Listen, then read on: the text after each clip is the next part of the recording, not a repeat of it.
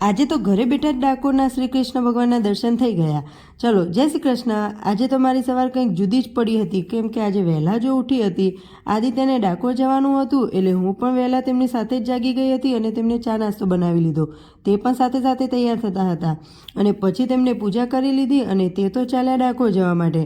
આજે હું વહેલા ઉઠી હતી એટલે મારું કામ પણ વહેલા પતી ગયું હતું. એ જમવામાં પણ આજે વેજીટેબલ પુડલા જ બનાવ્યા હતા અને વિયનનો નાસ્તો થઈ ગયો, સાથે મેં પણ નાસ્તો કરી લીધો અને અહીં આદિત્ય ડાકોર પણ પહોંચી ગયા હતા. અને આજે પૂનમ હતી એટલે તમે જોઈ શકો છો કે કેટલી બધી ભીડ છે. અને હું પણ ડાકોર ક્યારેય નથી જઈ. મને તો ખબર નહીં, કોઈ ભગવાન બોલાવતા જ નથી. બધા એમ કહે છે કે તું ઘરે બેસીને જ દર્શન કરી લે. આદિત્ય પણ પહેલી વાર જ ગયા હતા, પણ યાદગાર બની ગયું હતું, કેમ કે આ વર્ષની છેલ્લી પૂનમ હતી એ પણ આદિત્યને યાદ નથી. આદિત્ય આવી ગયા અને સાથે બહુ જ બધી વસ્તુ લાવ્યા હતા. પ્રસાદના લાડવા લાવ્યા હતા, ડાકોરના ગોટાનું બેસન પણ લાવ્યા હતા અને આથેલા મરચાં પણ લાવ્યા હતા અને મસ્ત એવા શ્રી કૃષ્ણ લખેલું કિચન પણ લાવ્યા હતા. એમાં તો એકનો વિયાને હાથ મારી લીધો અને સાયકલની ચાવીમાં લગાવી દીધું.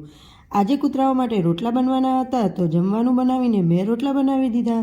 ચલો, આજ માટે આટલું જ. હવે કાલે મળીશું નવા દિવસ નવા વિડીયોની સાથે. ત્યાં સુધી જય શ્રી કૃષ્ણ.